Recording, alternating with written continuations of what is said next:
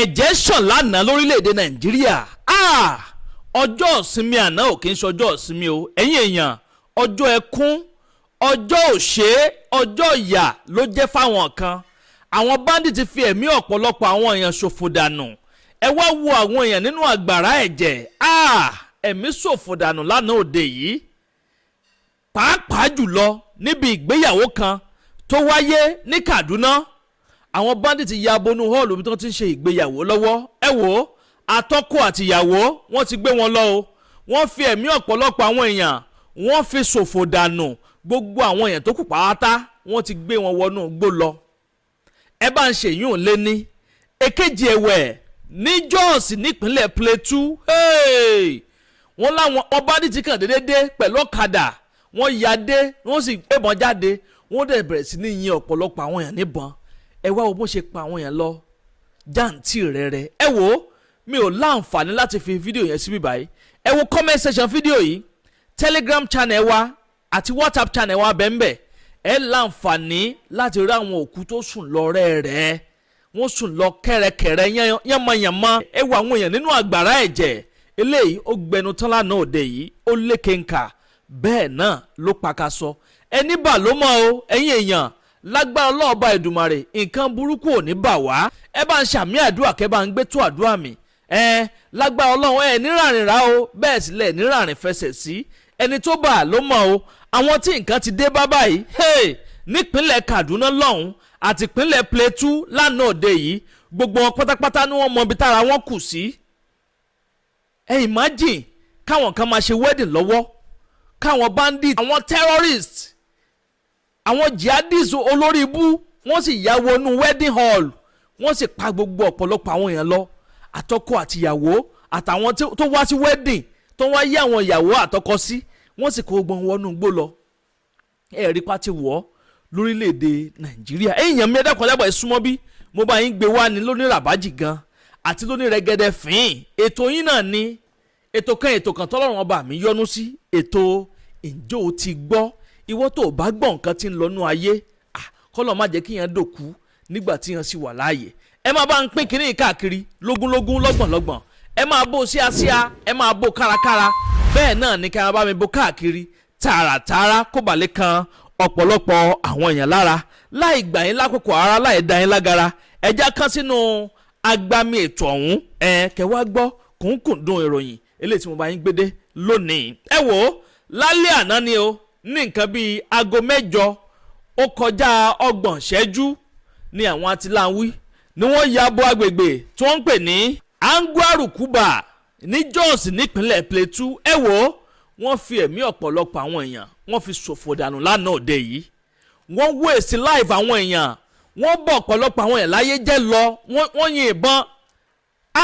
Àwọn AK-47 rifles, ẹ wò bó ṣe yọ jáde lórí ọ̀kadà ni o, ọ̀kadà ní gbogbo wọn gbé wá, wọ́n pọ̀ lọ́sùà láwọn afẹ̀míṣòfò tó wá ságbègbè yẹn lánàá òde yìí. Wọ́n sì bẹ̀rẹ̀ sí ní yin ọ̀pọ̀lọpọ̀ àwọn èèyàn bọ̀. Kẹ̀sì máa wò ó, wọ́n ní pé ní Angwarukuba yẹn, ibẹ̀ gangan ni báràkì àwọn sójà tó tóbi jù lórílẹ̀‐èdè Nàìjíríà. Ọ̀gángan bẹ̀yẹn gangan ló wà o. Bó ló ṣe á jẹ́ tó jẹ́ pé despite the fact pé army barrack ń bẹ̀lẹ̀ environment yẹn, àwọn atiláwí sì tún lọ síbẹ̀. Wọ́n dẹ̀ sọsẹ́ for good 1 hour ni wọ́n sọ pé wọ́n fi sọsẹ́ lánàá òde yìí. Fún bí wákàtí kan gbáko ni wọ́n fi sọsẹ́ tí wọ́n bẹ̀rẹ̀ sí ń yin àwọn èèyàn ń bọn, tí wọ́n bẹ̀rẹ̀ sí ń pa àwọn èèyàn lọ jáǹtì rẹ́rẹ́. Àwọn ọ̀dọ́ fárígá lánàá wọ́n yarí kanlẹ̀. Nínú àwọn bandit yẹn, 2 nínú wọn làwọn ọ̀dọ́ yẹn dáná sun. Gbogbo àwọn fọ́nrán yẹn ń bẹ nú ẹ wo Telegram channel wa àti WhatsApp channel wa. Gbogbo àwọn fọ́nrán yẹn pátápátá ló wà ń bẹ̀. Ẹ wò bẹ́ẹ̀ mi ṣe ṣòfò dànù. Ẹ wá wo ọ̀pọ̀lọpọ̀ àwọn èèyàn nínú àgbàrá ẹ̀jẹ̀, àtọmọdé ni o, àtàgbàlagbà ni o, àtàrúgbó ni, àtọmídán ni o, àtọkùnrin àtobìnrin. Wọ́n waste life a lot of people lánàá òde yìí. Àwọn ọlọ́pàá ìpínlẹ̀ Plateau lọ́hùn wọ́n ti jáde. Ìyún alukoro ọlọ́pàá PPRO Police Public Relations Officer SP Alfred Alabo ó jáde láti wá sọ̀rọ̀. Bẹ́ẹ̀ sì ni Commissioner of Police Basi Ewa òun náà jáde, Commissioner of Police ìpínlẹ̀ Plateau lọ́hùn. ó jáde sọ̀rọ̀ lórí ọ̀rọ̀ yìí wọ́n sì fìdí ọ̀rọ̀ yìí múlẹ̀ pé lótìtú àti lódodo níṣẹ̀lẹ̀ àbàmì yìí ló wáyé lánàá òde yìí nípínlẹ̀ Plateau. ẹ̀yin èèyàn ọ̀rọ̀ yìí gbẹnu tán ó lékenkà bẹ́ẹ̀ náà ló pakasọ. ẹ wò ó kí ló ṣẹlẹ̀ náà nítorí Ọlọ́run tí army barrack fi lè wà lẹ́nvironment yẹn táwọn àtìláwìn yìí tí wọ́n dẹ̀ successfully wọ́n wá síbẹ̀ yẹn wọ́n operate successfully wọ́n dẹ̀ tún padà lọ. How long la máa continue láti máa live life wa bí eléyìí lórílẹ̀‐èdè Nàìjíríà? àwọn ìjọba orílẹ̀‐èdè yìí wọ́n ń gbé ìgbésẹ̀ kankan, wọ́n ò ṣiṣẹ́ kankan lórí ọ̀rọ̀ yìí, wọ́n ò ṣiṣẹ́ kankan. ṣé bá ṣe máa bá lọ lélẹ́yìí? For goodness sake, ẹni tó bà ló mọ̀ o, ẹni bà ló mọ̀.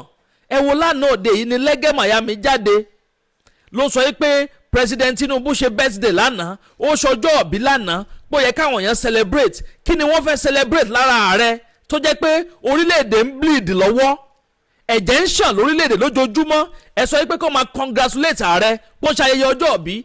kí ni ń celebrate lára ẹ̀ nítorí Ọlọ́run?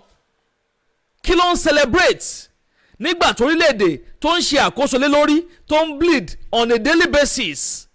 àwọn atiláwọ̀ ti surround wa tán lórílẹ̀-èdè yìí, wọ́n ti dominate, wọ́n ti ń gbàgbára lọ díẹ̀díẹ̀. orílẹ̀-èdè yìí máa ń lọ tán, ó ń lọ wẹ́rẹ́wẹ́rẹ́wẹ́rẹ́. àwọn ológun òun rí nǹkan kan ṣe sí. ẹ tètè dìde gbogbo ẹ̀yin tọ́rọ̀ ẹ bá kàn, ẹ̀yin ọmọ ológun, kí ni iṣẹ́ yín? For goodness sake, wọ́n ní báràkì ń bẹ nítòsí Angwaru Kuba níbi tó ti sọsẹ́ lánàá. báràkì ń bẹ báràkì tó tóbi jù lórílẹ̀‐èdè Nàìjíríà, ọ̀gángan bẹ̀yẹn gangan náà sọ pé wà. And despite that, àwọn Bandit tó sọsẹ́ ń bẹ̀ yẹn wọ́n dẹ̀ lọ successfully. eléyìí ní agbára o. ẹ̀yin ẹ̀yẹn wa ẹ máa bá ń comment, kẹ́ máa like, kẹ́ sì máa bá ń pín fọ́nrán ìkáàkiri. ẹ̀yin tẹ́ bá fẹ́ wo gbogbo àwọn fọ́nrán incident tó ṣe lánàá òde yìí, ẹ lọ sí comment section yẹn, ẹ lọ wò lórí Telegram channel wa àti WhatsApp channel wa, gbogbo ẹ̀ pátápátá níbẹ̀ ń bẹ̀. ẹ̀yin tẹ́ bá láyà ẹ má gbìyànjú àti lọ. ẹ wò ó eléyìí tó tún ṣe bíi tàkọ́kọ́ ọ̀hún ní Kaduna lánàá níbi ayẹyẹ ìgbéyàwó kan táwọn èèyàn ti péjú tí wọ́n ti pèsè tínú wọn ń dùn pé wọ́n ń fọmọ fákọ tí wọ́n ń ṣe wedding lánàá òde yìí. ǹjẹ́ jẹ́ mọ̀ pé ní Kai village tí ń bẹ ní agbègbè Kangago local government area nípínlẹ̀ Kaduna, wọ́n láwọn atiláwọ̀ yìí pé wọ́n ya ọbẹ̀ ní nǹkan bíi aago 12 kù ìṣẹ́jú 13 lánàá òde yìí. ọjọ́ Sunday náà ni o ni wọ́n ń ṣe wedding yẹn lọ́wọ́ lánàá òde yìí. níbi tó ti ń ṣe wedding yẹn lọ́wọ́ ló láwọn atiláwí ní ya wọlé o pẹ̀lú ọ̀pọ̀lọpọ̀ àwọn AK-47 lọ́wọ́ wọn ni wọ́n bẹ̀rẹ̀ sí ní yin ìbọn. olórí bẹ̀rẹ̀ sí ní sáfórí ẹ̀ kójú má rí bí báyìí kọ́, gbogbo alógún ẹ̀. àwọn yẹn bẹ̀rẹ̀ sí ní sá kàtàkàtà káàkiri, wọ́n ń sá kíjokíjo fẹ́mi ara wọn. àmọ́ jẹ́ ohun tó ṣe ní láàánú wípé yàtọ̀ sáwọn tí wọ́n padànù nípa àfọnáfọ́nsú, gbogbo àwọn tó kù mẹ́yẹn pátápátá ni wọ́n kidnap. àwọn tọ́ta àbọ̀n ti wọlé sí wọn lára tí wọ́n ti kú, wọ́n ní wọ́n sáré rọ́ọ̀ṣì wọn lọ sí Kangago General Hospital tí ń bẹ nípínlẹ̀ Kaduna. wọ́n láwọn tí kéèsì wọn fatai pé Kaduna gangan ni wọ́n sáré rọ́ọ̀ṣì wọn lọ. kò wá kí ṣe pé wọ́n sọsẹ́ níbi tó ti ń ṣe wedding lásán. wọ́n ní ọ̀pọ̀lọpọ̀ àwọn ṣọ́ọ̀bù tí ń bẹ lẹ́ environment yẹn pátápátá ni wọ́n obtain. wọ́n bẹ̀ sí ń já ṣọ́ọ̀bù yẹn lọ́kọ̀ọ̀kan, pàápàá jùlọ àwọn supermarket ń bẹ lẹ́ environment yẹn wọ́n já, wọ́n kó oúnjẹ, kó ní rú nǹkan. wọ́n ní pharmacy kan ń bẹ ń bẹ yẹn ẹni tó ti ń ta oògùn. wọ́n ní gbogbo àwọn oògùn tó ti ń bẹ nínú ṣọ́ọ̀bù yẹn pátápátá làwọn atiláwí kó o ní wọ́n kó wọnú igbó lọ tí wọ́n lọ máa fi tọ́jú ara wọn àti àwọn tí wọ́n kidnap. ẹ̀yin èèyàn eléyìí gbẹnu tán ó lékè ńkà bẹ́ẹ̀ náà ló pakasọ. kí láti ṣe yìí sí báyìí nítorí Ọlọ́run? orin wo la fẹ́ kọ sí rúgbẹ̀dù yìí? kí ni ọ̀nà àbáyọ? torí ìròyìn kan yìí náà là ń sọ lójoojúmọ́. wọ́n pààyàn níbí, wọ́n pààyàn tọ̀hún, wọ́n jíyàn gbé lónìí, wọ́n jíyàn gbé lọ́la. how long la máa continue láti máa karú àwọn òròyìn aburú bíi eléyìí, àwọn òròyìn ẹlẹ́jẹ̀? bẹ́ẹ̀ sì ni life àwọn kọ̀ọ̀kan ni wọ́n fi ń di lójoojúmọ́. wọ́n fi life ọ̀pọ̀lọpọ̀ àwọn èèyàn wọ́n fi ń di ibi yìí. bẹ́ẹ̀ sì làwọn kan ló wà ní nǹkan burúkú yìí. àwọn kan ní sponsor àwọn bandit yìí. ilé ayé àfọwọ́bà filẹ̀ lọ tó jẹ́ pé oníkálukú tó wá sáyé náà sì padà kú òun ayé lọ́jọ́ kan. kí ni nǹkan tẹ̀ ń wá nítorí Ọlọ́run tẹ̀dẹ̀ bẹ̀rẹ̀ sí ń waste life of a lot of people? àwọn gọ́fìmẹ̀ntì wa náà tó yẹ kó gbé àwọn ìgbésẹ̀ tó yanrantí. ṣàmà sọ pé ìjọba ò mọ àwọn tí ń sponsor àwọn people yìí ni. ṣàmà sọ pé ìjọba ò mọ àwọn tó wà nídìí castration yìí ni. wọ́n ń waste life àwọn èèyàn on a daily basis for goodness sake. gbogbo ẹ̀ ń continue just like that. wọ́n lára ẹ̀ ń ṣe birthday lánàá. ẹ jẹ́ bá a wish ẹ̀ happy birthday. ẹ bá a wish happy birthday. lẹ́gẹ́ Miami ní fẹ́ dàgbà ń fi èpè ńlá ránṣẹ́ sí yẹn.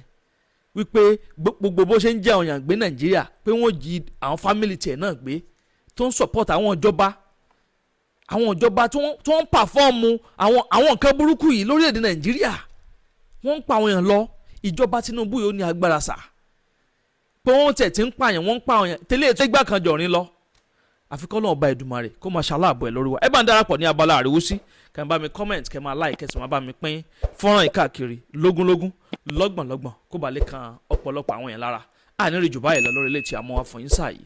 bó bá tún ṣe ń lọ lórí ọ̀rọ̀ yìí gbogbo ẹ̀ pátápátá náà lẹ́ẹ̀ láǹfààní láti máa gbọ́ lórí ìkànnì Àdàbà tẹlifíṣàn. Àdàbà ọ̀nà ní à ń sùngbẹ́ iná ń jó ẹ̀yẹ lígbéra ńlẹ̀. Àdàbà atúntì fọ̀fẹ̀rẹ̀ awọ̀lú sọ̀lódẹ̀rọ̀ pẹ̀sẹ̀. agbe ní gbére pàdé olókun àdùkò ní gbére pàdé ọlọ́sà òdìdẹrẹ́ ní gbére pàdé wọn lóde ìwò fún ìwọ ọmọkùnrin tí nǹkan rẹ̀ ò ṣe déédéé ìwọ ọmọkùnrin tí ṣàyàwó rẹ̀ ó ṣẹ̀ṣẹ̀ mọ gbọ́ jìgìjìgì lára lójú lọ mú kára rẹ̀ ó tó le ìwọ ọmọkùnrin tó ń retí ọmọ bíbí ìwọ ọmọkùnrin tó fẹ́ ṣe nǹkan tó dáa láyé pẹ̀lú aya rẹ̀ tí ìfàyàlòyà tí ó fi di nǹkan tó dáa ìwọ tásítọ̀ rẹ̀ ń sàn tí ò kí tó láti dọmọ ìwọ ọkùnrin tára rẹ̀ ò le ìwọ ọkùnrin ṣẹ̀ẹ̀kan dìde ìwọ ọkùnrin tátàn rẹ̀ ò dúró déédéé ìwọ ọkùnrin tó ń retí ọmọ ìwọ ọkùnrin tó ṣẹ̀ṣẹ̀ ṣègbéyàwó ọgbọ́ capable herbal energy capsule ló nílò fún gbogbo àìṣedéédé ara rẹ kó o lè jẹ́rìí sọmọ bíbí àti nǹkan tó dáa láti ṣe.